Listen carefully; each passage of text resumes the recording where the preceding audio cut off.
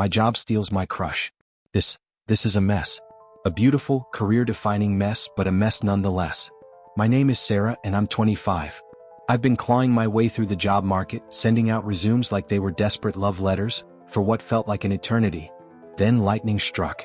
Innovate Solutions, a cutting-edge tech firm in bustling Austin, Texas, offered me a position. A real one. A position that aligned perfectly with my skills, my aspirations, everything. It was like finally finding the missing piece of my puzzle. But like any good drama, there was a twist. A big one. My best friend, my ride-or-die Elsie, who I've known since we were kids, since scraped knees and shared secrets, begged me not to take it. And the reason? A crush.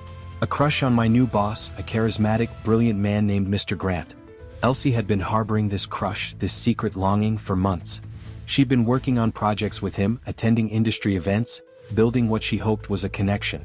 And now I, her best friend, was about to step into her territory, potentially stealing her thunder, her chance at love. She was convinced that I, with my radiant smile and magnetic personality, would inevitably steal Mr. Grant's attention. "He'll fall for you, Sarah," she said, her voice trembling. "You know you're more attractive." It wasn't a compliment, it was a plea. A desperate, heart-wrenching plea. Let me paint you a picture of Elsie. She's brilliant, driven, and fiercely loyal. She's the kind of friend who'd drop everything to be there for you. We've been through it all, awkward teenage years, heartbreaks, family dramas. We're practically sisters. And now, this job, this opportunity, was threatening to tear us apart. I tried to reason with her. I told her that my career was important, that I couldn't let someone else dictate my choices. I reassured her that I wasn't interested in Mr. Grant romantically, that I valued our friendship above all else. But her fears were deeply rooted, fueled by insecurity and a desperate desire for love. Despite her pleas, I took the job. I had to. It was too good to pass up. I started at Innovate Solutions, eager to prove myself, to make a difference. Mr. Grant was everything Elsie had described: intelligent, charming, and undeniably attractive. He was also professional, respectful, and focused on his work. But there was an undeniable undercurrent. He paid attention to me, asking about my ideas, praising my work, sometimes calling me after hours to discuss projects. It was all work-related, but the attention was there. And Elsie saw it all. We shared an apartment, a small, cozy space in downtown Austin. It was our sanctuary, our haven. But now it felt like a battleground. Every time Mr. Grant called, every time I mentioned a work accomplishment, Elsie's face would darken. She'd become distant, withdrawn, avoiding eye contact. The tension was suffocating. Replaced by a strained silence. I tried to talk to her, to reassure her, but she'd brush me off, her eyes filled with a mixture of hurt and resentment. I felt like I was walking on eggshells, constantly aware of her pain. Then one evening it all exploded. Elsie confronted me, her voice trembling with anger and hurt. "I thought you cared about our friendship, Sarah," she said, her eyes glistening with tears. "But you're just trying to steal my happiness. You knew how I felt about Mr. Grant, and you took the job anyway." I was stunned. I tried to explain that I wasn't trying to steal anything, that I deserved to pursue my career, that our friendship was still important to me. But she wouldn't listen.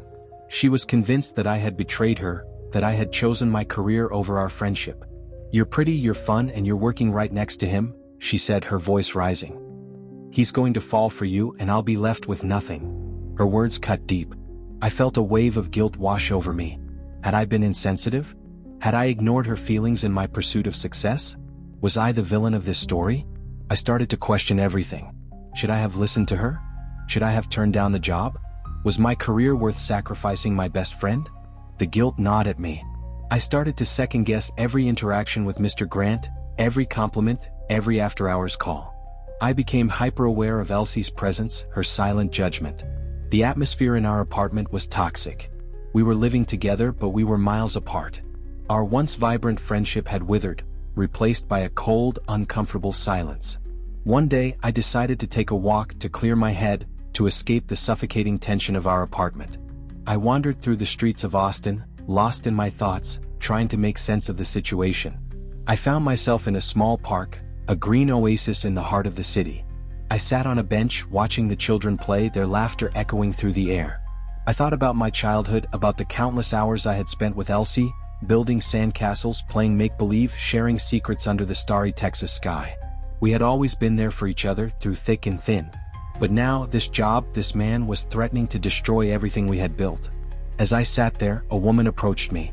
She was older, with kind eyes and a warm smile. "You seem troubled," she said, her voice gentle. I hesitated, unsure if I wanted to share my story with a stranger. But something about her demeanor, her genuine concern, made me open up. I told her about my job, about Elsie, about the guilt and confusion that was consuming me. She listened patiently, her eyes filled with understanding. When I finished, she smiled and said, "Sometimes life throws us curveballs, Sarah. It tests our relationships, our values, our priorities. But it's how we navigate these challenges that define us." She told me about her own experiences, about the time she had faced difficult choices, about the importance of communication and empathy. "You can't control other people's feelings," she said, "but you can control how you respond to them. Talk to Elsie. Listen to her. Acknowledge her pain. And be honest about your own feelings." Her words resonated with me. I realized that I had been so focused on my own perspective that I had failed to truly understand Elsie's. I had dismissed her fears as irrational, but they were real and they were hurting her. I thanked the woman for her advice and headed back to the apartment, determined to talk to Elsie, to mend our fractured friendship. When I walked in, Elsie was sitting on the couch, staring out the window. She looked tired, defeated. I sat down next to her and we talked. We talked for hours, sharing our fears, our insecurities, our hopes.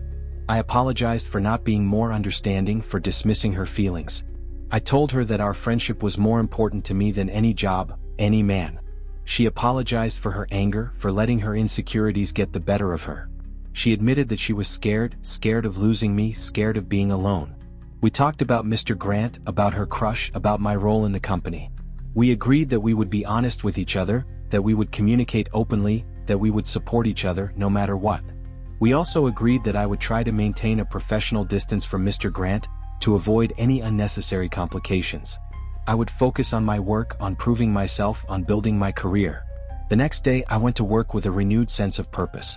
I was no longer burdened by guilt or fear. I was focused, confident, and determined to succeed. Mr. Grant noticed the change in me. He complimented my work, my ideas, my energy. But he also respected my boundaries. He didn't call me after hours anymore. He didn't single me out for special attention.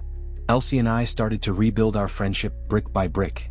We spent more time together, laughing, talking, sharing our dreams. We supported each other's goals, celebrated each other's successes. We even started to talk about Mr. Grant, about her crush, about the possibility of a relationship. We realized that we could be friends and support each other's romantic pursuits, without jealousy or resentment. It wasn't easy. There were still moments of awkwardness, moments of insecurity. But we were committed to our friendship, to each other's happiness. As time went on, Elsie's crush on Mr. Grant started to fade. She realized that he wasn't the man she had imagined him to be. He was a good boss, a good colleague, but he wasn't her soulmate.